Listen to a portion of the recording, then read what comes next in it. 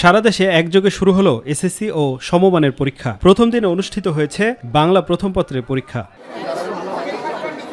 বেলা ১১টায় রাজধানীর মতিঝিল সরকারি বালক উচ্চ বিদ্যালয় কেন্দ্র পরিদর্শনে যান শিক্ষা উপদেষ্টা অধ্যাপক চৌধুরী রফিকুল আবরার। জানান, পরীক্ষা শেষ হওয়ার ৬০ দিনের মধ্যে ফল প্রকাশের চেষ্টা করা হবে। এটা বিশাল এক কর্মযজ্ঞ এবং এটা করতে গিয়ে আমরা নিশ্চিত করতে চেষ্টা করেছি যে ধরনের ব্যত্যয় মাঝে মধ্যে ঘটে যায় সেটা যেন না ঘটে।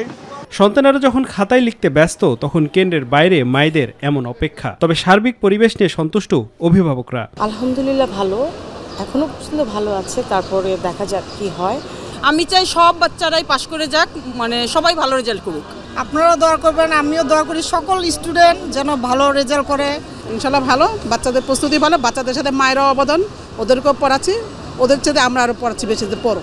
পরীক্ষা শেষে হাসি মুখে বেরিয়ে আসছেন শিক্ষার্থীরা। জানান, পরীক্ষার পরিবেশ নিয়ে সন্তুষ্টির কথা। সেই একদম অসাধারণ একটা পরীক্ষা হয়েছে, কিন্তু আজকে পরীক্ষা দিয়ে আমরা অনেক খুশি। কিন্তু পাস মার্কটা উঠছে, সবাই কিন্তু কোশ্চেনটা অনেক হার্ড হয়েছে। অসাধারণ পরীক্ষা, ইনশাআল্লাহ এ প্লাস। সারা বছর কিছু পড়ি নাই, এখন পরীক্ষা দিছি, আল্লাহ ভরসা ইনশাআল্লাহ পাস করব। পরীক্ষা যেরকম ভাবছিলাম হার্ড হবে ওরকম তেমন হয়নি, এবং হচ্ছে যে বিষয়টা হচ্ছে পড়াটা বেশি, যে পড়লেই পারা যায়।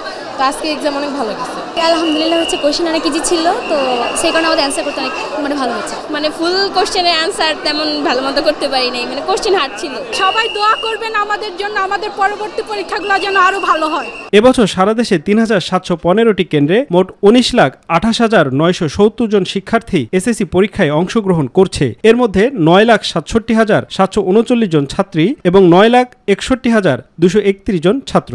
মাধ্যমিক স্তরে সবচেয়ে গুরুত্বপূর্ণ পরীক্ষা দিয়ে বের হচ্ছেন শিক্ষার্থীরা। হলের পরিবেশ, প্রশ্নের মান সহ সার্বিক বিষয় নিয়ে তারা উচ্ছ্বাস প্রকাশ করেছেন। তাদের আশা, তাদের ফলাফল উজ্জ্বল করবে অভিভাবকদের মুখ, এবং সেই সাথে স্বপ্ন দেখছেন দেশের সেরা সব প্রতিষ্ঠানে চান্স পাওয়ার। আফজাল হোসেন, মাই টিভি, ঢাকা।